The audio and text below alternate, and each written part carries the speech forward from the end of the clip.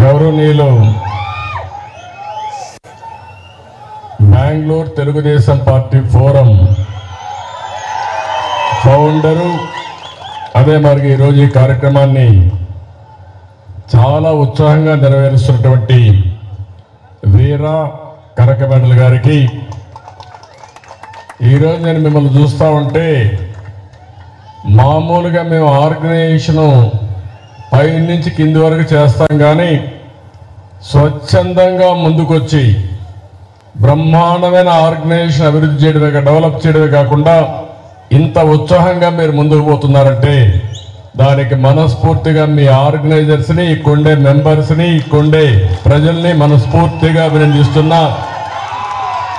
అందరి పేర్లు చెప్పలేం కాబట్టి కొంతమంది ముఖ్యమైన కార్యకర్తలు ఎవరైతే చేశారో వారి పేరు చూస్తే రావి గోపీచంద్ గారు, వంశీ మన్యం గారు, శ్రీకాంత్ సోంపల్లి గారు, నారాయణ నూతేటి గారు, శివ చనుమూలు గారు, వెంకటరత్నం గారు, కేశవ్ కోకా గారు, పణి ఎండూరి గారు, పావన్ మోతుపల్లి గారు, నాగేశ్వరరావు గారు, విజయ్ రాంభూపాల్ గారు, విష్ణు నల్లూరి గారు, యోగేష్ గోపినేని గారు, నరేంద్ర నాయుడు గారు.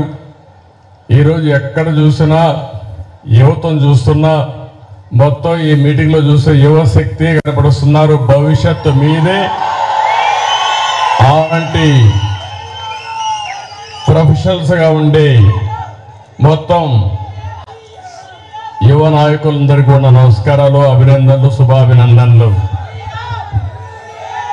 ఈరోజు మీ ఉత్సాహం చూసినప్పుడు అనిపిస్తుంది, ఇటీవల నాకు కష్టం వచ్చినప్పుడు ఏ విధంగా స్పందించారో మిమ్మల్ని చూశాను. ఒక బెంగళూరులో కాదు, ప్రపంచం మొత్తం ఒక 70-80 దేశాల్లో మీరు బ్రహ్మాండంగా నేను చేసిన పనులు గుర్తు చేసుకున్నారంటే దీనికంటే ఏ నాయకుడికి కావలసిన ఆదరణ ఉండదు. దానికి పూర్తిగా మీ అందరికీ ధన్యవాదాలు తెలియజేస్తున్నా, అభినందనలు తెలియజేస్తున్నా.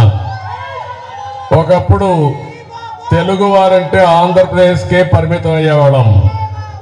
ఈరోజు తెలుగు వాడంటే బెంగళూరులో చూస్తే బెంగళూరు సిటీని కూడా ప్రభావితం చేసేది తెలుగు వాళ్ళే. ఆ స్థాయికి మీరు వచ్చే పరిస్థితికి వచ్చారు.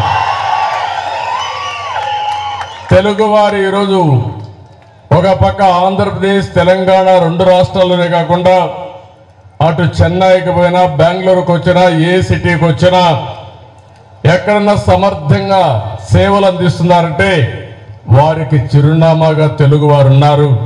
ఇది మనందరికీ గర్వకారణం.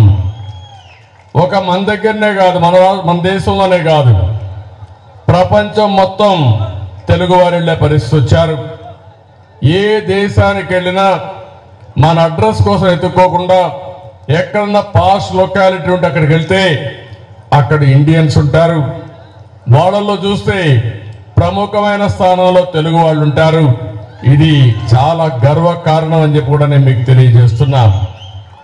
దీనికి కారణం 30 సంవత్సరాల కంటే ముందు నేను ముఖ్యమంత్రి అయిన తొలి రోజుల్లో నేను ఒకటే ఆలోచించాను, తెలుగువారు అప్పటి వరకు వ్యవసాయమే చేస్తున్నాం, వ్యవసాయ పనులు కూలీలుగానే ఉన్నారు, ఎందుకు ఒక రైతు బిడ్డ ఐటీ ప్రొఫెషనల్గా తయారు కాకూడదు?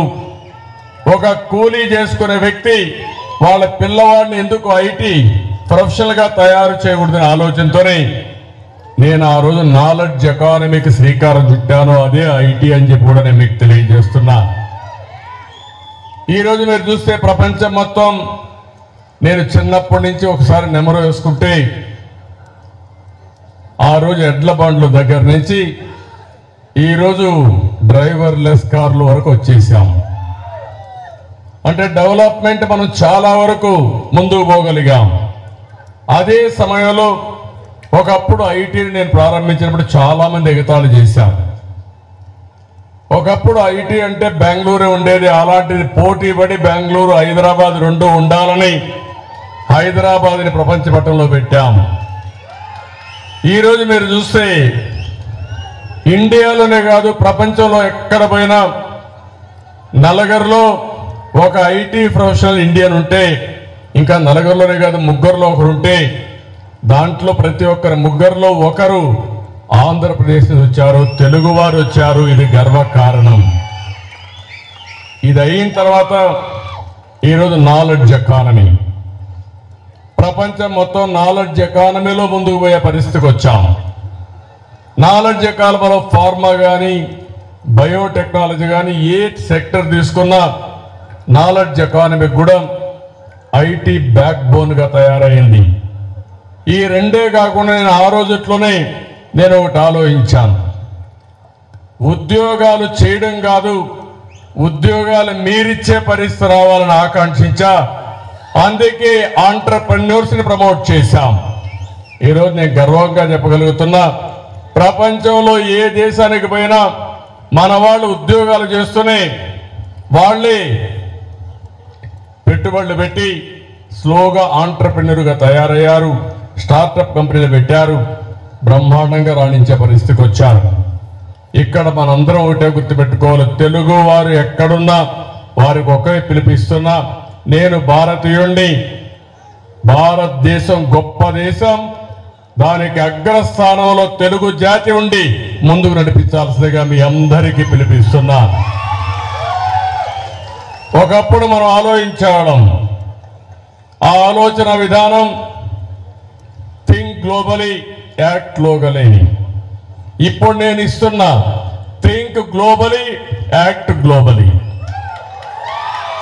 ఎందుకు నేను మాట్లాడుతున్నానంటే, లొకేషన్ అనేది సమస్యే కాదు. నువ్వు బెంగళూరులో ఉండొచ్చు, వాషింగ్టన్లో ఉండొచ్చు, లేకపోతే ఆంధ్రప్రదేశ్ రిమోట్ గ్రామంలో ఉండొచ్చు. కానీ నీకు నాలెడ్జ్ ఉంటే, లీడర్షిప్ ఉంటే ప్రపంచం మొత్తం సేవలు అందించే నెట్వర్క్ డెవలప్ చేసే శక్తి తెలుగు జాతికి ఉందని మరొక్కసారి తెలియజేస్తున్నా. అది మీరు చేసుకోవాల్సిన అవసరం ఉంది. అందుకని నా ఆశ అంతా కూడా భారతదేశానికి ఒక పెద్ద ఆస్తి. ఇనిషియల్ మూవర్స్గా మనం టెక్నాలజీలో ఉన్నాం.